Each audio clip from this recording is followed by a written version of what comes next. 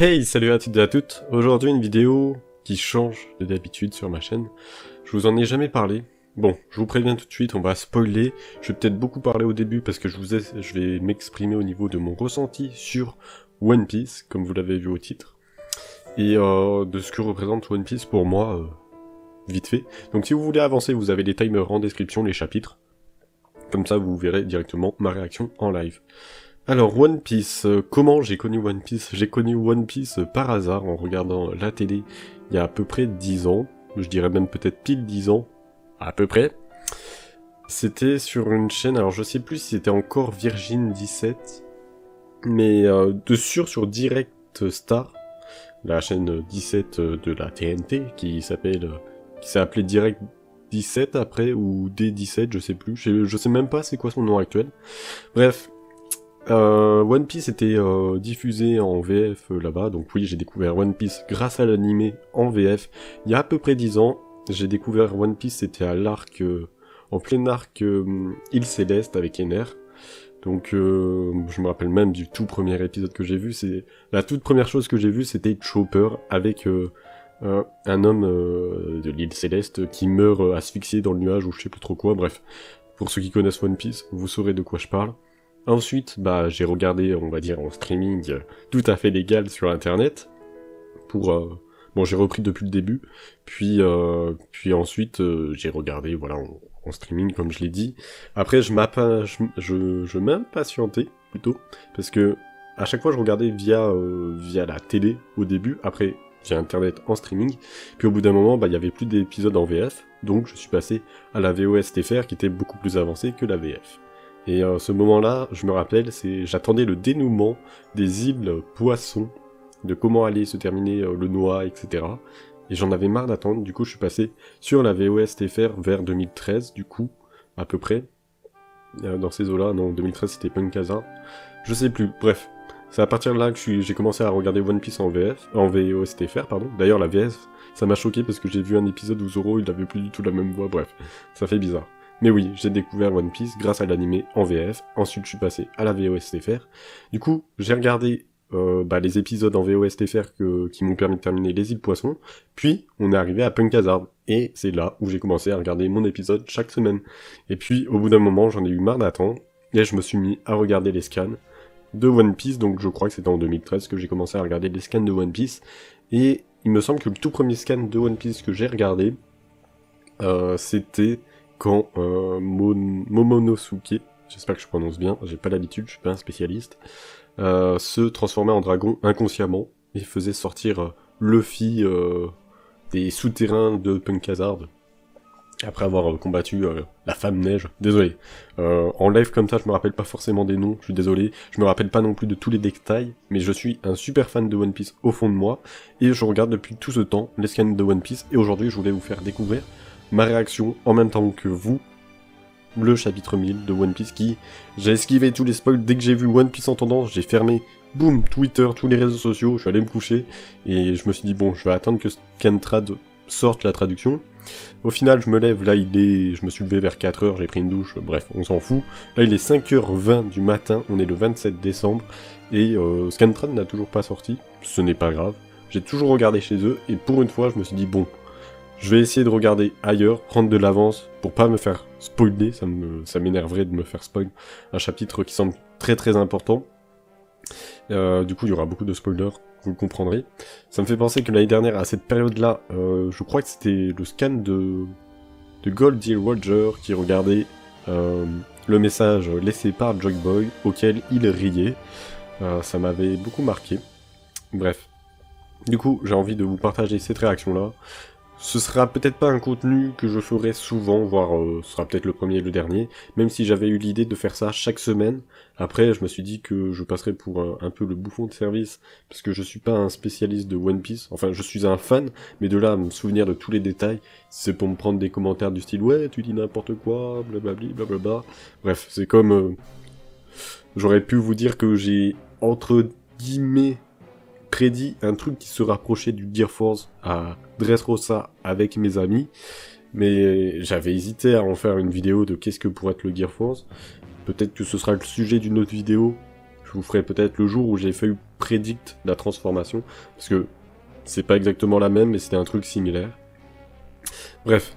Et là, du coup, on va regarder et découvrir ça ensemble. Je voulais aussi vous dire que, en général, comment je vis One Piece, chaque semaine, j'attends le scan, j'évite de me faire spoil, bien évidemment. Je lis le scan calmement de mon côté, et ensuite, ce que je fais, c'est que j'attends de voir d'autres créateurs, fans de One Piece, sortir des vidéos, qui l'analysent, qui théorisent, qui font des réactions dessus, pour savoir ce que je n'aurais peut-être pas vu ou compris, ou avoir tout simplement différents points de vue. Donc je vous mettrai peut-être les chaînes de différentes chaînes que je suis en description. Je vais pas tous les citer parce que je vais sûrement en oublier. Je pense par exemple à Goji, Nina, One Piece Passion TV, si je dis pas de bêtises, Le Mont Corvo, Shido, Le Roux, Raftel Hill. Il y a une chaîne que j'ai en tête mais je me rappelle plus le nom exact. Enfin bref. Je vous mettrai toutes les chaînes One Piece que je suis en description, si ça vous intéresse, et que je regarde presque chaque semaine. C'est parti, je suis sur la page One Piece. C'est quoi ça Wiki Shonen Jump. Ok, je regarde un peu vite fait la couverture du wiki. On voit plein de personnages de différents mangas avec ceux de One Piece. Avec le beau chapitre 1000 sur la couronne, avec le Tsodan Sony. Faites pas attention à mes prononciation. Donc Little Garden, c'est la première fois que je regarde un scan sur ce site. Je pense qu'il est d'aussi bonne qualité que Scantrad, donc n'hésitez pas à regarder les scans sur deux sites différents, c'est une traduction différente je pense. Du coup ça peut donner différents points de vue. Voilà, il faut pas hésiter à soutenir le différent travail, tant que c'est pas un travail volé de l'un pour aller chez l'autre. Voilà, tant que c'est dans le respect.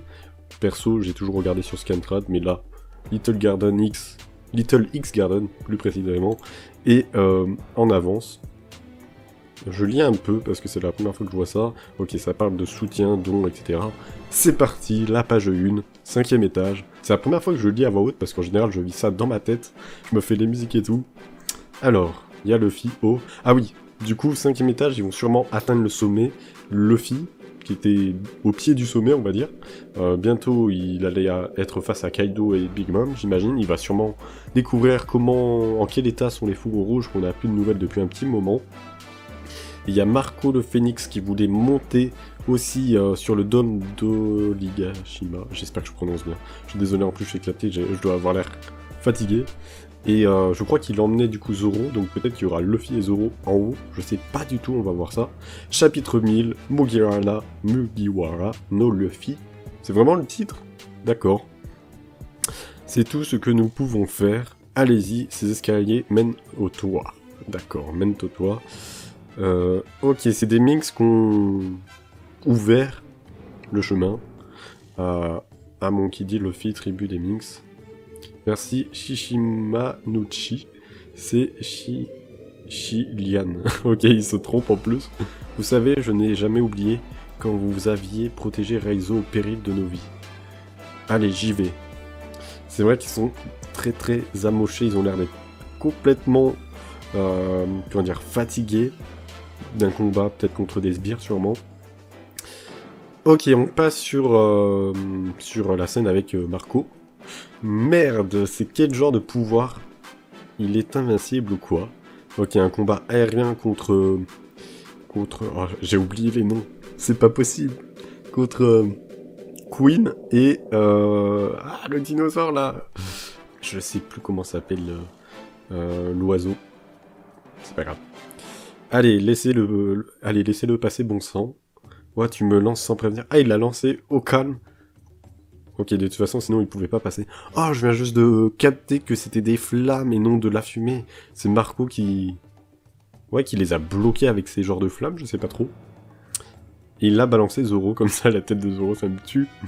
Ok, passons à la suite, j'ai hâte de voir ça en animé, avoir une superbe animation, un moment épique. Là, on est du côté de Yamato et de Momonosuke, on revient sur la lettre D, c'est le journal de bord de mon père. Il lui pose comme question à Yamato. Momonosuke, je ne pensais pas avoir l'occasion de te rencontrer un jour. Je vais donc te le rendre. Je l'avais trouvé près de la rivière du château d'Oden ce jour-là. Ok, ils sont toujours dans la fameuse salle avec un dragon qui s'est pris un coup de poing de Ace au poing ardent. donc dans un flashback de Yamato. Quelqu'un dans le château en feu avait protégé ce journal, tout ce qui concerne sa fabuleuse vie, et ce qu'il a ressenti en visitant ce monde y est inscrit. Celui de Seigneur Oden. Père, avec Momonosuke, il commence à pleurer. Ok. Oui, j'ai un gros problème au niveau des noms, j'ai tendance à vite les oublier quand j'ai pas l'habitude de les prononcer. Tu es né sur le navire de Barbe Blanche, n'est-ce pas? Tu es ensuite allé sur celui de Roger. Il disait que plus de 20 ans après, dans ce nouveau monde, de jeunes et puissants pirates allaient arriver. Ok, donc là on a une image sur l'eau qui semble faire une room. Il y a Kids et Killer à gauche. Je sais pas si je vous mettrai des images du scan durant le montage. J'ai peur de me faire strike, donc on verra. J'essaierai de m'arranger pour que vous ayez quelque part peut-être des images du scan. C'est maintenant. Je croyais qu'Ace serait l'un d'entre eux, mais je m'en suis souvenu quand j'ai appris sa mort. Donc Yamato a appris sa mort? Tout de même? Donc là on passe sur un flashback parce que ça devient noir les cases. Donc ça gueule. Ah, ok, on repasse sur Ace et Yamato. Zut, j'en ai trop dit. C'est sorti tout seul. Oublie ce que j'ai dit, mais surtout, le temps m'occupe pas. Sabo et moi ne le pardonnerons pas. C'est le rêve de mon petit frère. Quoi? Alors, est-ce qu'il a parlé du fait que ce soit le roi des pirates? C'est vrai qu'il parlait encore de Sabo parce que... Sabo est toujours dans son cœur au fond. Est-ce que ça voudrait dire qu'il a revu Sabo après? Ça m'étonnerait. Je pense pas. Je pense pas. Bah non. Il l'a pas revu, qu'est-ce que je dis? N'importe quoi. Vu que Sabo s'en est rappelé à la mort de Ace, justement, après. La première fois qu'il nous a dit ça, on avait rigolé. Mais, j'interdis aux autres d'en rire. On croit en lui. Yamato qui pleure? En fait, j'ai dit, peut-être qu'il parlait d'être le roi des pirates, mais c'est peut-être pas du tout ce qu'elle a compris. Il pense sérieusement qu'il en est capable. Alors, Ace, hein? Ok, Yamato qui sort le journal, et qui va en parler, c'est ça? Est-ce qu'il a parlé du fait que Goldie Roger était son père? Enfin, qu'est-ce qui te prend, Yamato?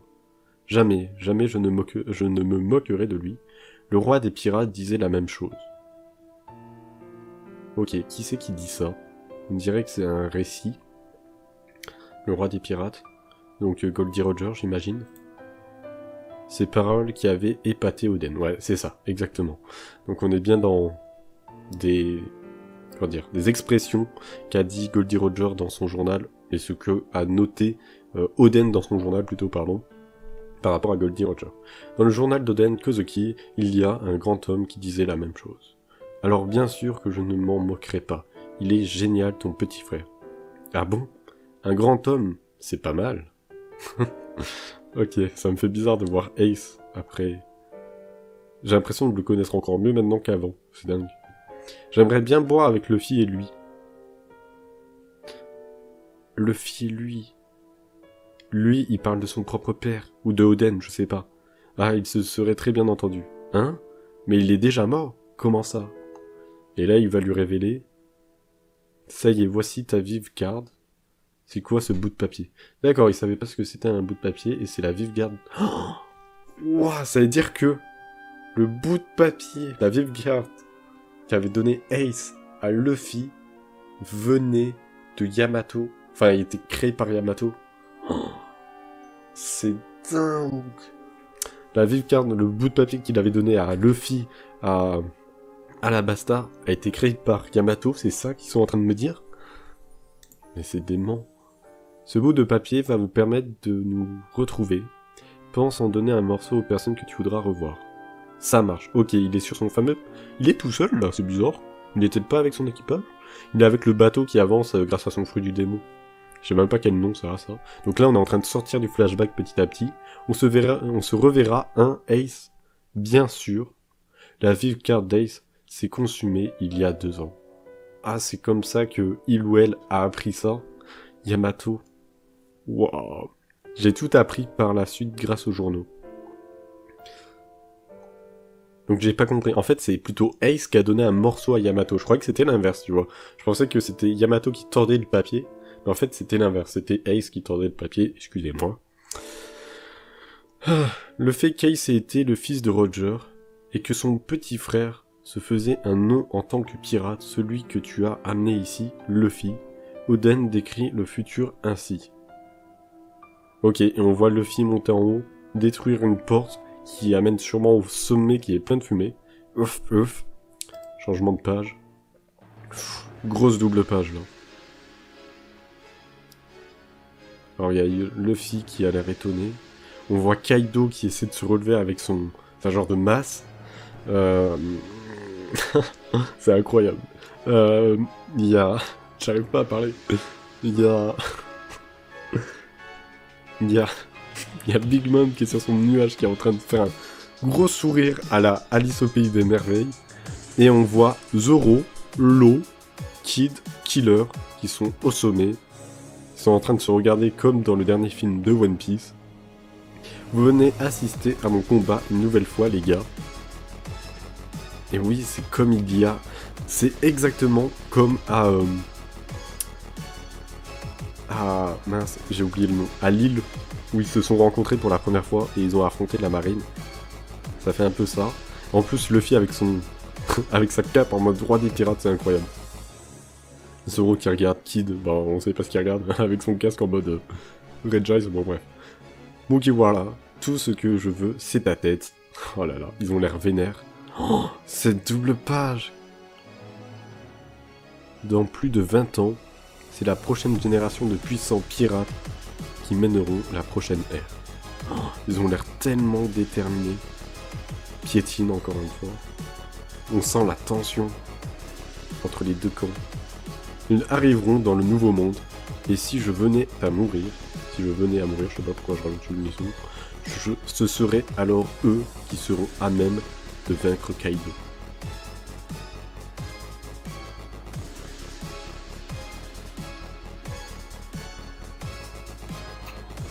Incroyable. Ça veut dire que Oden croyait déjà à la prochaine génération de pirates. Non, c'est pas Oden. Ah, je sais pas c'est qui parle. Si c'est Yamato, si c'est par rapport au journal d'Oden, ou si c'est ce que... je pense que c'est par rapport au journal d'Oden. Je sais pas, on va voir. Tiens, marche. Purée, ce flot... On voit pas les... Je vois pas les fourreaux rouges. Lin, devine ce que ce gamin a dit devant moi. C'est un avorton, il avait pris la grosse tête face à moi également. Il a détruit mon château, tu me dois des excuses Mugiwara. Marche. Il marche au calme. Entre les deux empereurs, je pense qu'il va avoir les fourreaux rouges. J'imagine que c'est un truc comme ça. En mode il les ignore, il passe. Waouh, ce flot d'ombre, c'est tellement magnifique, je dirais. Zoro qui reste près de... Oh,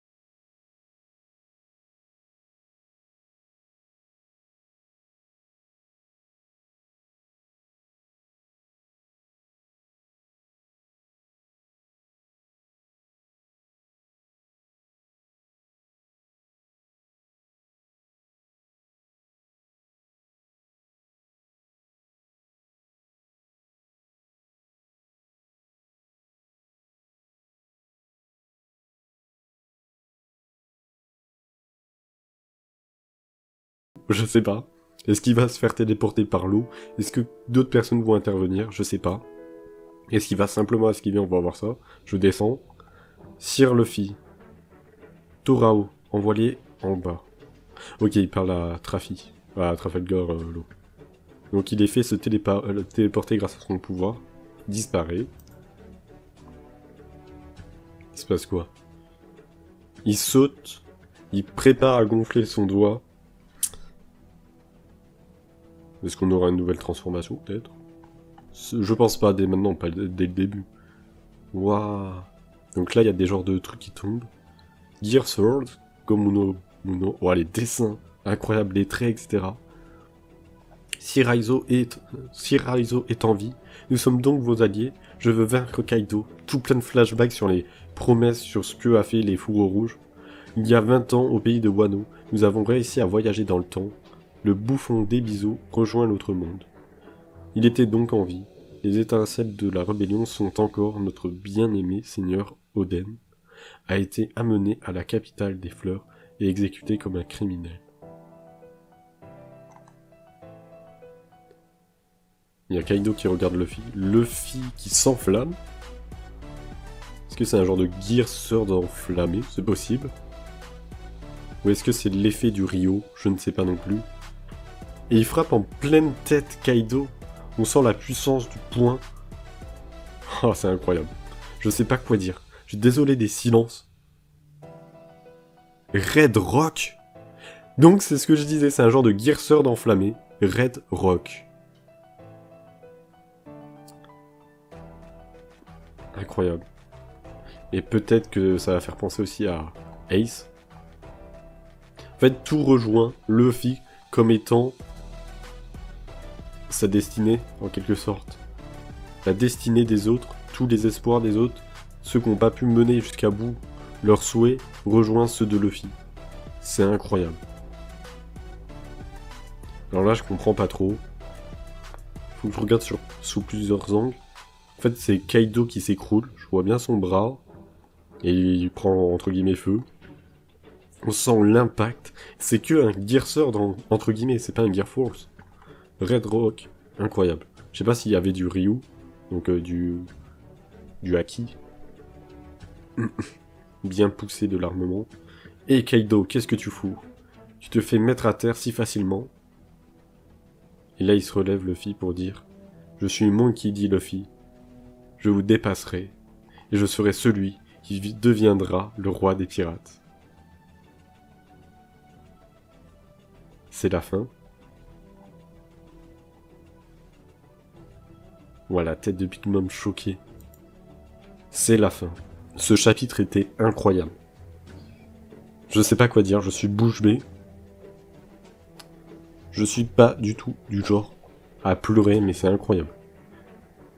Je pense que le pire, ce sera le dénouement. Le dénouement final, ce que cela impactera, voir les gens heureux, peut-être d'autres flashbacks. Je sais pas. Je vous remercie de m'avoir écouté jusqu'ici à cette réaction live. Je sais, je suis pas très émotif, c'est pas du tout mon genre, je suis quelqu'un de très calme, très posé. Cette vidéo aura duré 30 minutes, peut-être que je raccourcirai des moments au montage, je ne sais pas. Je vous remercie de m'avoir suivi, je vous souhaite une bonne journée, un bon dimanche. J'espère par la même occasion que vous avez passé de bonnes fêtes. Je vous souhaite par avance une bonne année 2021. Prenez soin de vous, et vive One Piece.